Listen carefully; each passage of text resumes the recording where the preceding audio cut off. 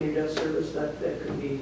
We're planning to do it for the next, until we deplete it, basically. Well, we're considering looking at a 5 to 6 year window of how to stabilize that spike until our debt payoffs for all of the work that the board engaged in the last 10 years start matching the ongoing. It was like a 10-year We have proposal. upcoming discussions on this. Yeah, But we did have this discussion on this. I mean, it's not that's like, correct. I mean, it's definitely being contemplated. So I was just wondering if, because we might be doing it over the next 10 years, can we put that as, you know, when we amend this at some before budget or during budget, can we put that in as an eligible expense? That would make sense. Well, again, debt service facilitates capital expenses, so I don't see that as a sticking point. But when we go into the policy, I would agree with you that we should add it as a standalone for clarification, If that's the way we want to go. if that's the way you want to go. For my end. Didn't you bring a resolution that, Yeah. that we voted on when we discussed this a couple of weeks ago? That we said we approved during the debt stabilization plan that you presented? I presented a suggestion to engage in that.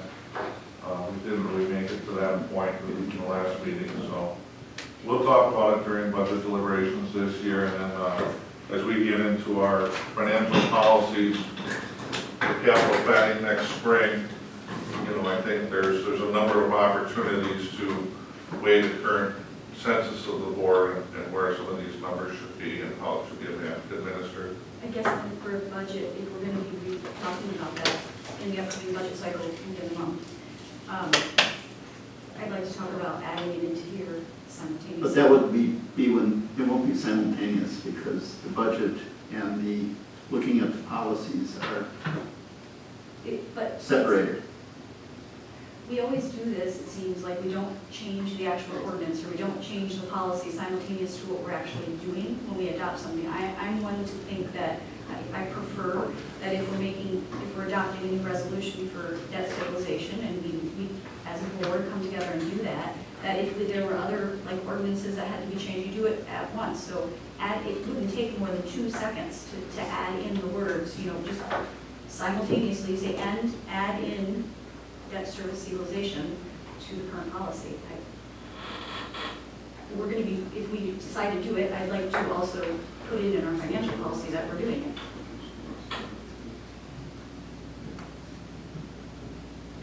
That's up for discussion.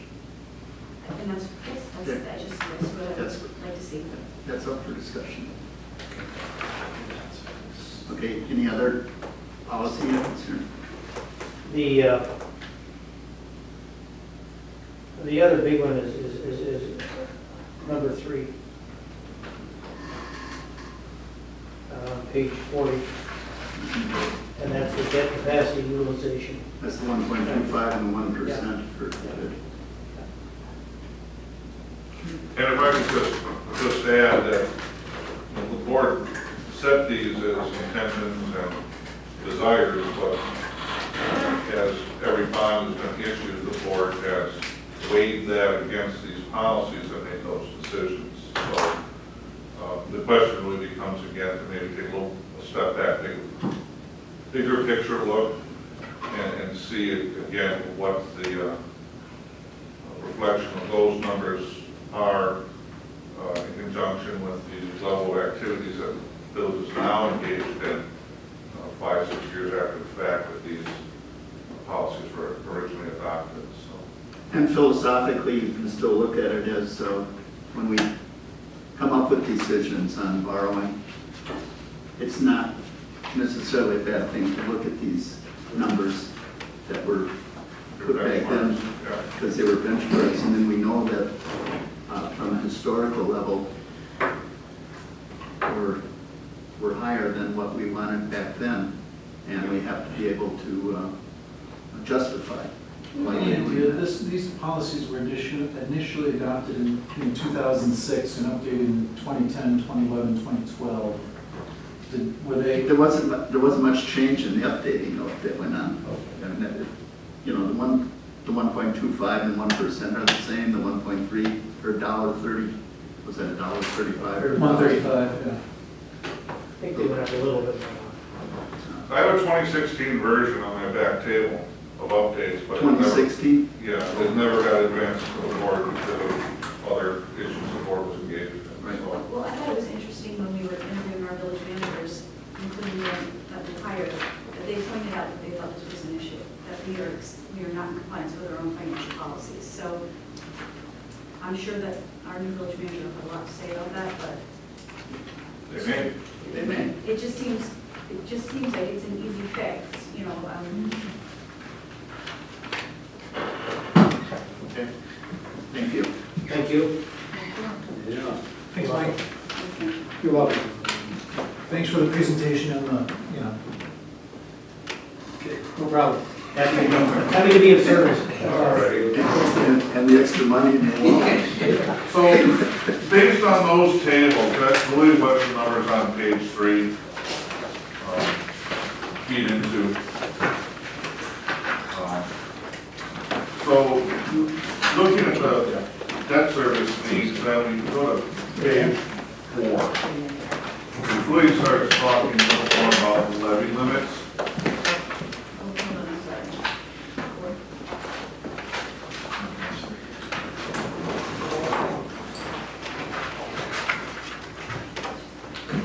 So on page 4, we've got our 2018 column there, 2017 for reference. So each iteration of this plan, we will update our 2018 levy limit calculation based on our actual 2017 experience. Budget cycle we're already in. So on line 1, last year we levied $11,250,040. Line 3 requires, for levy limit calculations, requires the village to back out the amount of debt service we claimed in the previous year to meet our levy limit filing with the state. Last year, we only needed to claim $8,775 of debt service capacity to be compliant with the levy limit. Are you looking at 2017 or 18. So you add those two numbers up, and that's on line 4. That's your baseline that you can apply your 80% of, or 60% of growth factor to. And that comes up with a new baseline levy limit calculation on line 6. I don't understand how you got from line 4 to line 6. Tell me what that is again. Well, you're allowed to increase your levy limit 60% of net new construction growth. Okay? So that would be your 2.4% net new construction times 60%, if my my recollection's clear. So 60% of 2.4 is 1.4, is that what you're saying? That's correct. Okay, gotcha. So based on line 4, which is our state computation of allowable levy limit before adjusting for the growth factor, you multiply that times 1.4%, that gets you to line 6, 11,398,000 and change. You do get some pre-2005 adjustments for increases in debt, and I will raise my hand and say that there shouldn't be any negative numbers in there in 2019, but for the sake of discussion, let's just focus on 18. That was an update again with the tables representing the North Shore fire stuff, and I didn't clear out those negative values. And to that number on line 9, we get to add potentially up to our full debt service needs of post-2005 debt, which is 9 million and change. Which, as far as the state's concerned, gives us a line 12 number, maximum allowable levy of $13,305,294 in 2018. Now, you may recall in previous years that we try to manage that number to give the village some flexibility on various methodologies. When you say that, that means we can either spend it all right in 1 year, or we can spread out that increase in value over multiple years, is that? Well, the practical application of that is on line 9. When we file our levy limit worksheets with the state, we are only going to claim the amount of debt levy necessary to meet our property taxes that the board approved, which is not likely going to be $1.9 million in excess of last year's levy. There might be some political ramifications. Yes. So just like on line 3 of 2018, I had to subtract out $8,775 based on our actual 2017 filing. Whatever we file for in 2018, I will subtract out in 2019. And that difference between what we file for and our actual debt service needs is levy limit reserve. And that is on line 14. And we kind of project that out against the moderate levy used for planning, and just kind of see how long that tends to last, with assuming zero growth in all future years. Yeah, and by assuming the zero growth, that's kind of a conservative approach. Well, It's yeah, an approach that we're makes always you- going to have some growth, Right. even if it's household renovations, not necessarily major reconstruction. Why don't we just put in a more realistic number, like a one, if it's 5, point, it's 0.5% and 1%, just for natural growth factor that we can predict over, taking from the last 10 years.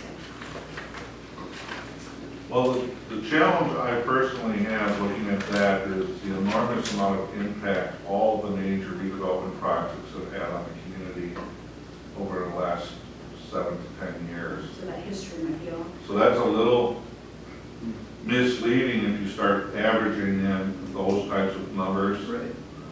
So But is there a more, what I'm saying? is the there- underlying number is Yeah. probably quarter of a point. It's probably insignificant. So we could, for simplicity again, we know we're going to beat zero, so this is always going to generate a long-term favorable outcome, notwithstanding all the other assumptions.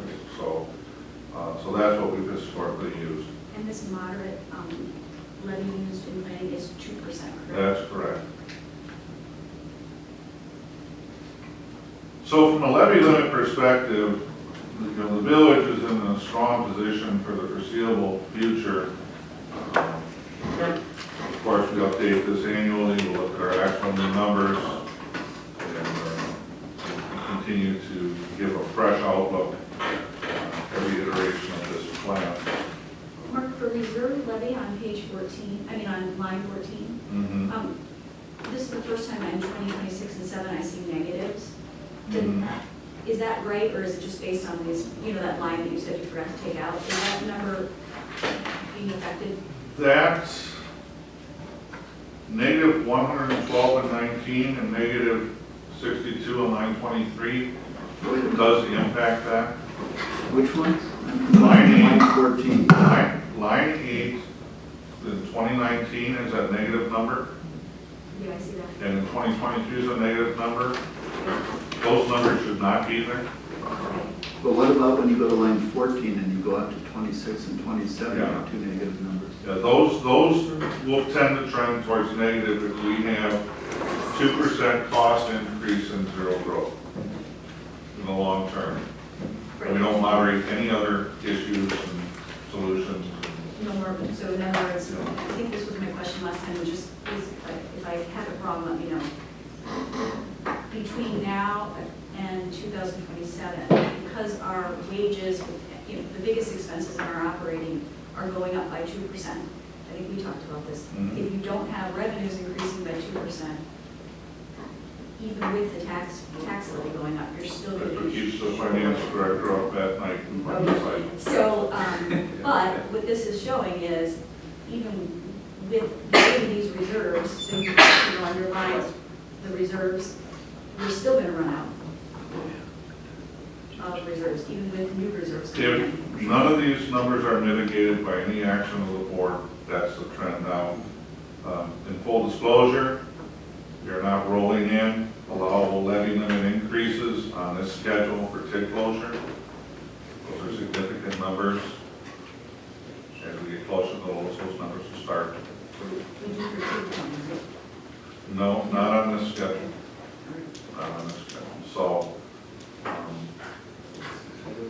So we're probably good for a few more years well, beyond 2027. that, and assuming we have any kind of growth whatsoever, and next year will be a decent year for growth because we'll have the Sherman project coming online.